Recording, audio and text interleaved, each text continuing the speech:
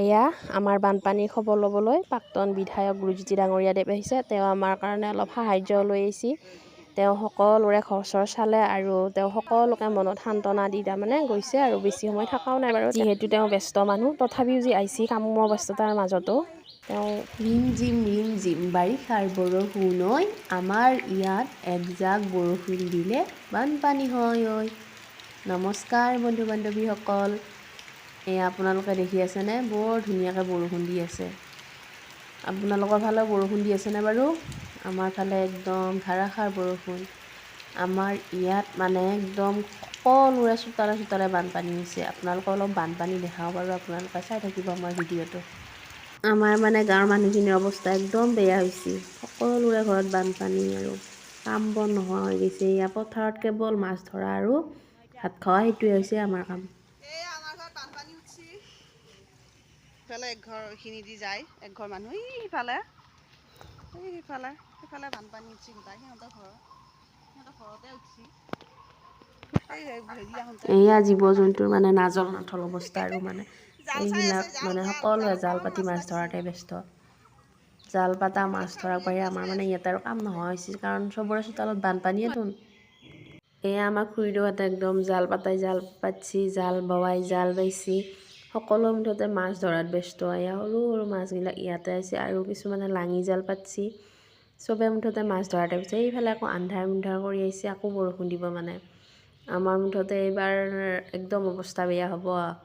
এয়া খুৰীদেউহঁতে মাছ ধৰিছে ধুনীয়াকৈ, তাকে আমিও অলপ সময় চালোঁ, আপোনালোককো দেখালোঁ।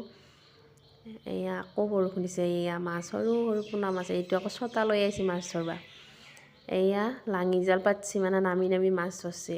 বহুত মাছ ওলাইছে। আমাৰ ইফালে বানপানী অহা কথাটো, সকলোৰে পুখুৰীবিলাক বুৰি গৈছে, মানে পুখুৰী পথাৰ এইবিলাক একাকাৰ হৈ গৈছে। সেইকাৰণে বহুত মাছ ওলাইছে। গতিকে সকলোৱে নামি মানে পানীত মাছ ধৰছি।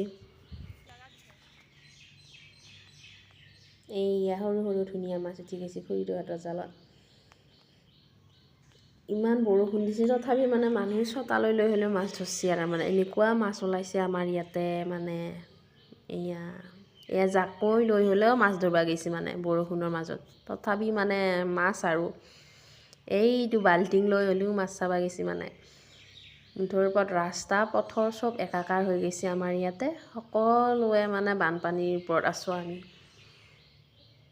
বহুত ভাল লাগছে। এয়া আকৌ বৰষুণ দিছে, আমি ইয়াৰ পৰা পলাওঁ। বৰষুণ দিছে গতিকে যাওঁ। এইয়া জালত এটাও মাছ নাই। এইয়া দেখিছেনে আপোনালোকে, এনেকৈ বাল্টিং লৈ মাছ লৈছে। ইমান মাছ ওলাইছে, আপোনালোকেও আহিব আমাৰ ইয়াত মাছ ধৰিবলৈ। এইয়া চাওকচোন বাৰু, এয়া ধুনীয়া ধুনীয়া চলচলীয়া পুঠি মাছ, একদম কণী হৈছে মাছকেইটাৰ ভিতৰত। ইফালে আকৌ চুমিৰ মাছ উগোৱা।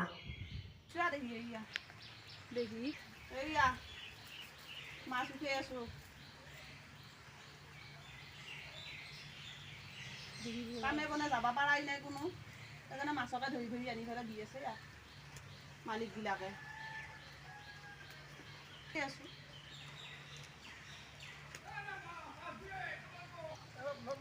এইয়া বানপানী দেখিছে, আমাৰ গাড়ী মটৰ চব পানীৰ তলত। এইবিলাক তাঁতি এখৰালৈকে মানে পানী দি ভৰ্তি। এই হাঁহৰ পিলু চৰাই পোৱালি একদম আধালানিৰ অৱস্থা নাই। এইফালে আকৌ গৰু ছাগলী, মুঠৰ ওপৰত আমাৰ গাঁওখনৰ নাজল নাথল অৱস্থা। এনেকুৱা পানী হৈছে মানে অকল ভিতৰখিনিহে উঠা নাই ঘৰৰ। এই আপোনালোকে দেখিছেনে কি পানী, একদম আমাৰ উপায় নোহোৱা হৈ গৈছে। মানে খাবা শৌচ পেচাব কৰাৰ ঠাইৰ অসুবিধা হৈ গৈছে একদম। মানে এইফালে আকৌ আইতাই গৰুত ব্যস্ত, এইফালে গৰু দিব আমাৰ ওচৰত মাথাৰিও নাই, ওখ ঠাইও নাই। এয়া আমাৰ চৰকাৰী অংগনাবাদীয়ে বা মন্দিৰৰ ফিল্ডখনো মানে চৰকাৰৰ ফালৰ পৰা একো সাহাৰ্য নাপাওঁ, ৰাস্তা পদূলিৰ কাৰণেও একো সাহাৰ্য নাপাওঁ। সেইকাৰণে মানে প্ৰত্যেক বছৰে আমাৰ ইয়াত বানপানী হয়। আমাৰ মানে চৰকাৰে দেখাই নাপায়, গতিকে সেইকাৰণে প্ৰত্যেক বছৰে আমাৰ ৰাস্তাটো বানপানী হয়। এয়া ৰাজহুৱা ফিল্ডতো মানে বানপানী হয়। এইখন চৰকাৰী অংগনাবাদীৰ অৱস্থা এয়া। ল'ৰা ছোৱালী আহিব পৰা নাই আজি এসপ্তাহ ধৰি। গতিকে আমাৰ অকণমান চৰকাৰে যদি চকু মেলি চালা হয় তেতিয়া আমাৰ ইয়াত ইনকে বানপানী নহ'ল হয় বা প্ৰত্যেক বছৰে নহ'ল হয়, কেতিয়াবা মাথাউৰি চাথাউৰি ভাঙিলি হ'ল হয়।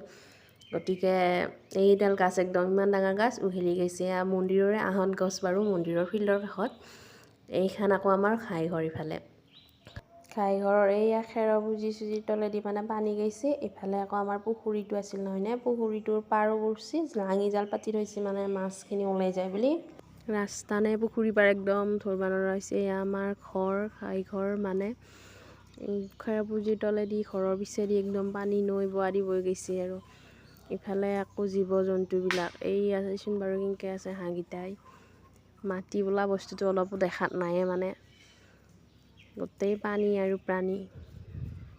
এই আমাৰ ঘৰৰ দুৱাৰমুখখিনি বাটটো। গতিকে এইফালে আকৌ আছে এই আমাৰ ছাগলীকেইটা, গোহালি ঘৰত ছাগলী একদম বান্ধি থোৱা আছে। ছাগলী তাগলী লৰচৰ হ'ব পৰা নাই পানীৰ কাৰণে। ছাগলী এনেই পানীৰ কাৰণে ভয় কৰে নহয়নে বাৰু। আমাৰ যি অৱস্থা হৈছে ভগৱানে আৰু কাৰো নকৰক, সেইফালে ভঁৰাল ঘৰ চৰ বাগৰি পৰ হৈছে। সকলোৰে যাতে ভাল হওক, ভালে কুশলে থাকক। ইফালে আকৌ আমাৰ চুংকুলু মুংকুলুকেইটা আছে।